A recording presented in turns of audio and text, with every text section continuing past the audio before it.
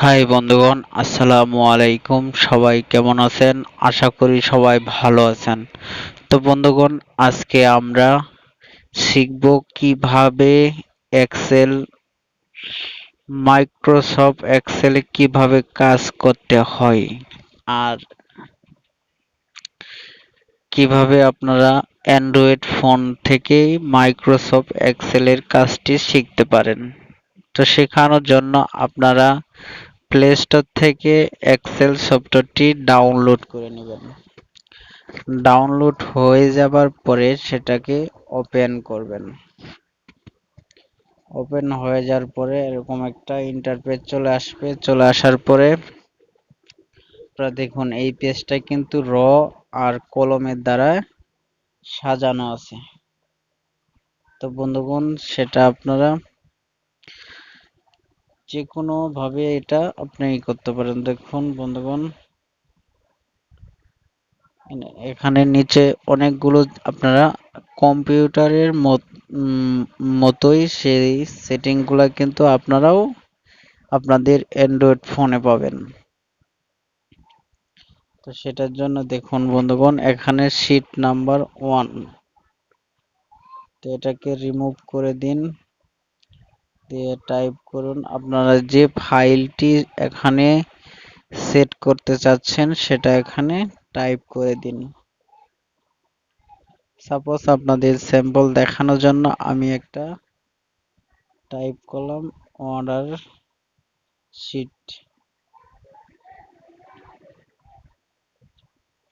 Sheet.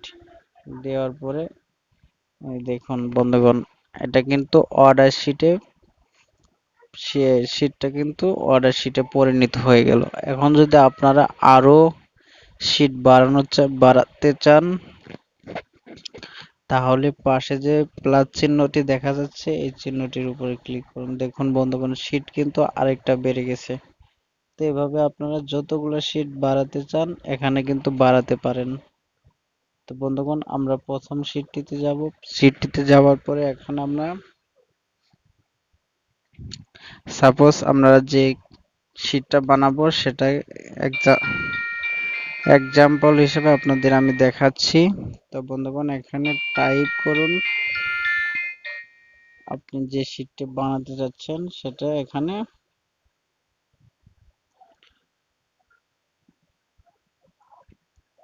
এখানে double click করবেন, তাহলে কিন্তু সেই কলমটা আপনাদের চলে আসবে। চলে আসার পরে এখানে আপনারা টাইপ করুন বায়ার্স নেম।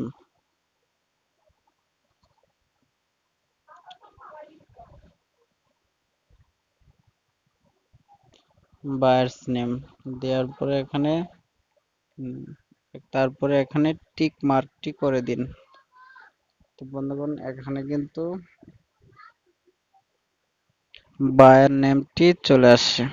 চলে আসার পরে এখানে আপনারা নিচে যে ঘরটি আছে সেটাতে ডাবল ক্লিক করুন। ক্লিক করার পরে আপনারা স্টাইল লিখে দিন।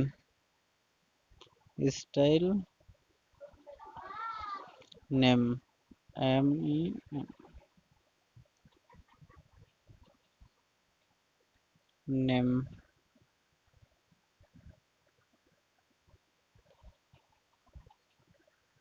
নেম। তো বন্ধুগণ, এটা কিন্তু হয়ে গেছে, ঠিক আছে।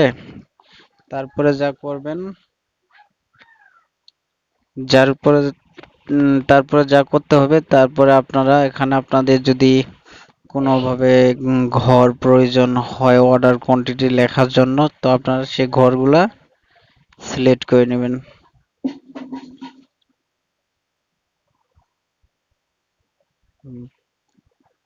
হয়ে গেল। তো এখন নিচে যে এই অপশনটি আছে এটাতে ক্লিক করে এখানে সাপোজ এক্সাম্পল এখানে আমরা লিখলাম কালার, COLOU কালার। এখানে লিখলাম সাইজ,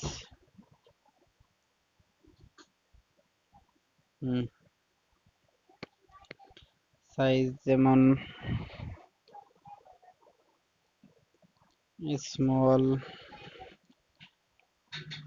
মিডিয়াম, লার্জ, এক্সেল,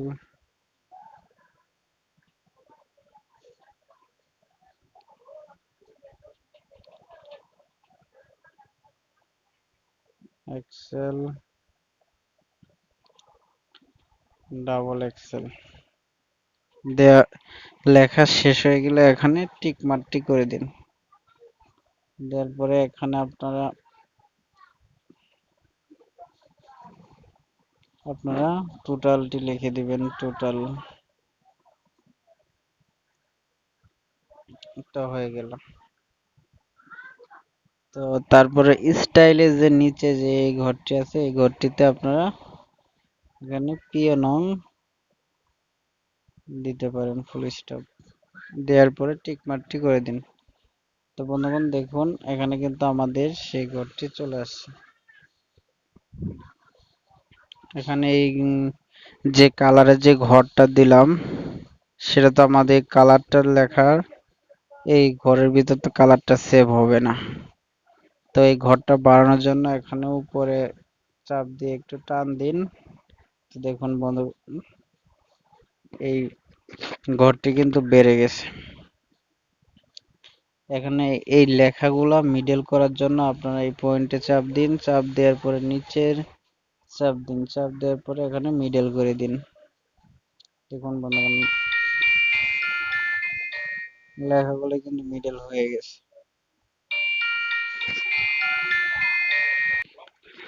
ঠিক আছে। তো বন্ধুগণ এখন আপনাদের যা করতে হবে, দেখা যাচ্ছে এই ঘরগুলো আমরা কিভাবে মিডল পয়েন্টে নিয়ে যাব। তো মিডল পয়েন্টে নেওয়ার জন্য আপনাদের যা করতে হবে, এই ঘরটিতে টেনে যতটুকু পর্যন্ত আপনারা প্রয়োজন অতটুকু পর্যন্ত দিবেন। দেওয়ার পরে এটা মিডল করে দিন। মিডল করে দেওয়ার পরে নিচে এই অপশনটিতে চাপ দিয়ে এটাকে যে কলমগুলো আছে সেটাকে আপনারা কেটে দিন। এখন স্টাইলটা যদি আপনাদের ভিতরে নিতে হয় তা আবার এটাকে মিডল করে দিন, মিডল করে দিয়ে এখানে চাপ দিয়ে দিন।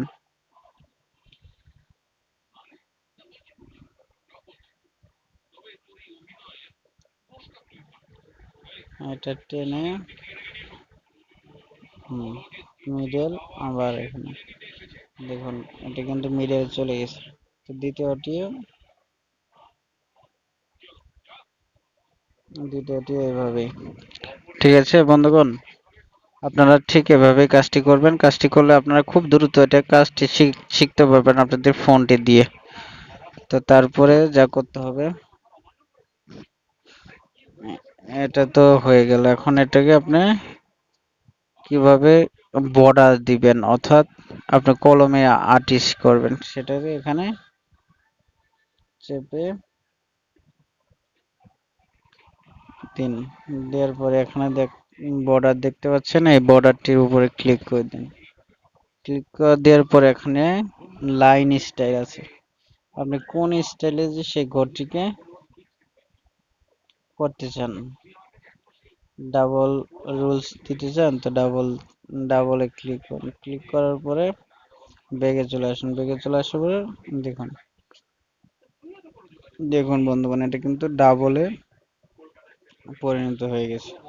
তো এখানে আপনারা আপনাদের কালারটি লিখুন, সাপোজ ব্ল্যাক, ব্ল্যাক লিখলাম। তারপরে এই সাইডে কোয়ান্টিটি কত, অর্ডার কোয়ান্টিটি ধরুন সাপোজ 70, 50, 55, 80, 85, এটাও 80। তারপর টোটাল সাপোজ 1000, তো দিয়ে দেবেন টিক মার্ক। আবার এটাকে মিডল করে দিন। মিডল করে দেওয়ার পর আবার এখানে ক্লিক করুন। দেখুন এটা কিন্তু মিডল হয়ে গেছে। এখানে কিন্তু সেই কলমটি কিন্তু আসেনি। তো প্রিন্টের ক্ষেত্রে কিন্তু আপনাদের অবশ্যই কলমটি দিতে হবে, নাহলে কিন্তু প্রিন্টটা আপনাদের ঘরগুলা কিন্তু আসবে না। সেই ঘরগুলো আসার জন্য আপনারা সেই কলমটি ব্যবহার করবেন। আবার সেই বর্ডারে চলে যান। এখন আপনারা স্টাইল যে ঘর ডাবল ঘর দিয়েছিলেন সেই ঘরটি কেটে দিন, প্রথম দিয়ে দিন, দিয়ে দিন। তো দেখুন উপরে যে ডাবলস আসলে না, কিন্তু ডাবল আসেনি, প্রথম আসে। এখানে যদি আপনারা নিচে যদি এই ঘরটির উপরে কোনো কালার দিতে চান, তো কালার দেওয়ার জন্য এই যে ফুল কালার এই অপশনটিতে ক্লিক করুন। যেরকম কালার দিবেন দেখুন এরকমই কিন্তু হয়ে গেছে। যা কালার দিবেন সেটাই কিন্তু হয়ে গেছে। তো বন্ধুগণ, আজকের ভিডিওটি যদি আপনাদের ভালো লাগে তাহলে অবশ্যই আমার চ্যানেলটি সাবস্ক্রাইব করে দিবেন আর পাশে থাকা বেল আইকনটি বাজিয়ে দিবেন সবার আগে আমার নতুন ভিডিও দেখার জন্য। তো বন্ধুগণ, এটা আপনারা সেভ কিভাবে করবেন? সেভ করার জন্য এই যে উপরে যে আইকনটি আছে এটা চাপ দেওয়ার পরে আমার ব্যাগে চলে আসুন। এই তিনটা ডট দেখা যাচ্ছে, ডটের উপরে ক্লিক করুন। ক্লিক করার পরে এখান থেকে কিন্তু আপনারা প্রিন্টার দিতে চান, আর যদি হিস্ট্রিটা দেখতে চান তো হিস্ট্রির উপরে ক্লিক করুন। দেখুন কত তারিখে করা হয়েছে সেটা কিন্তু চলে আসছে। তো আমাদের হিস্ট্রি দেখার প্রয়োজন নেই। তো আমরা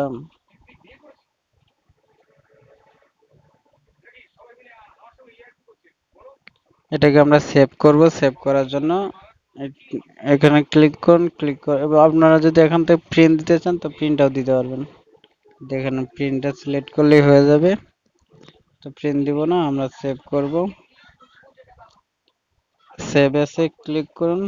ক্লিক করার পরে আপনার ফাইলটির নেমটি এখানে দিয়ে দিন, অর্ডার শিট। এখানে কোন ড্রাইভটিতে আপনি সেভ করতে চাচ্ছেন আপনার পার্সোনাল জিমেল নাম্বারে? তো আপনারা যদি কোনো ব্রাউজার সিলেক্ট করতে চান তো ব্রাউজারটি সিলেক্ট করুন, এসডি কার্ড এলাও করে দিন। এখানে আপনার ফোল্ডারটি দিয়ে দিন, আপনি কোন ফোল্ডারে সেভ করতে চাচ্ছেন। সাপোজ এইটার ভিতরে আমি দিয়ে দিলাম, সিলেক্ট ওপেন, সিলেক্ট।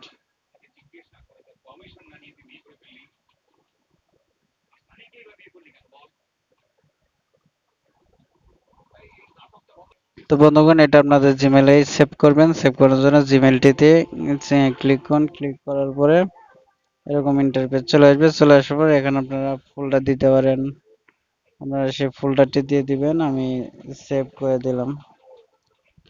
তো আজকের ভিডিওটি হচ্ছে এটি। তো দ্বিতীয় ভিডিওটি কিভাবে আপনারা কোয়ান্টিটি থেকে মাইনাস প্লাস ভাগ গুণ কিভাবে করবেন নেক্সট ভিডিওতে আপনাদের জন্য নিয়ে আসবো পরবর্তীতে।